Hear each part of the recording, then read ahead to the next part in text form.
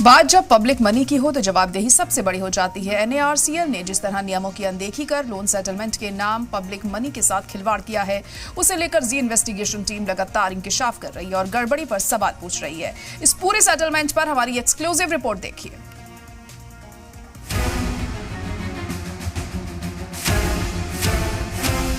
जी media के पास मौजूद दस्तावेजों के मुताबिक एक्सन ग्लोबल प्राइवेट लिमिटेड के मामले में NARCL और IDRCL का एडमिटेड क्लेम अमाउंट लगभग 2,172 करोड़ रुपए था।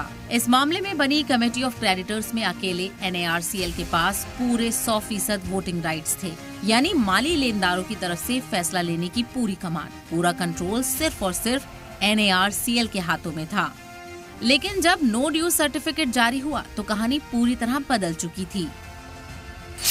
ये पूरा मामला 550 करोड़ रुपए असल रकम और 29.24 करोड़ रुपए के डिलेड इंटरेस्ट यानी कुल करीब 579.24 करोड़ रुपए में सेटल कर दिया गया। दस्तावेज साफ बताते हैं कि एक्सन ग्लोबल पर बैंकों का एक बहुत बड़ा कर्ज था, जो बाद में इस बैड बैंक यानी NARCL, IDRCL के पास ट्रांसफर हुआ। इसके बाद NARCL इकलौता सिक्योर्ड फाइनेंशियल क्रेडिटर बनकर उभरा। जी मीडिया ये दावा नहीं कर रहा है कि ये सेटलमेंट गैर कानूनी है, लेकिन हमारे पास मौजूद दस्तावेज जो सवाल उठा रहे हैं वो बेहद संगीन है।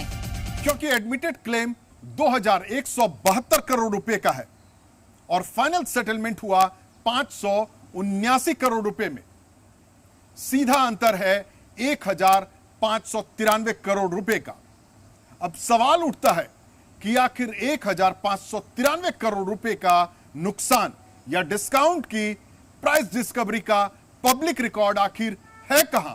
ऐसा ही मामला दिल्ली होटल हयात रीजेंसी का था। इस मशहूर होटल पर एक वक्त 6 बैंकों का कर्ज था। बैंकों का कर्ज नहीं चुका पाने की वजह से होटल के जब्त होने की नौबत आ गई थी, जिसके बाद होटल ने बैंकों के लोन सेटलमेंट की पेशकश की थी। लेकिन इसके सेटलमेंट पर भी सवाल उठे तो मामला सुप्रीम कोर्ट पहुंचा। कोर्ट ने भीकाजी कामा प्लेस में मौजूद हयात होटल की वैल्यूएशन, बैंकों के असल रिकॉर्ड, बकाया पैसों की जानकारी मांग ली। अब ये केस कोर्ट में है। हमारी टीम ने NARCL का स्टैंड जानने की हर मुमकिन कोशिश की। बीते 1 जून को ही जी मीडिया की तरफ से NARCL को बाकायदा ईमेल के जरिए ये तमाम सवाल भेजे गए थे। हमने 9 जून तक उनके ऑफिशियल जवाब का इंतजार किया। जब जवाब नहीं आया तो 10 जून को जी मीडिया के नुमाइंदे खुद मुंबई में वाक़े NARCL के दफ्तर पहुंचे, लेकिन जवाब देने वाला कोई नहीं मिला। हमारे एडिटर है इन्वेस्टिगेशन, ये कुछ क्वेश्चंस हैं। जी गुड आफ्टरनून सर। बोल रहा हूं मैं।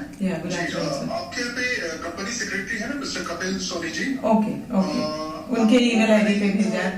info@narcl पे NARCL पे भी डाला था और कपिल सोनी जी को भी मैंने मेल में रखा था।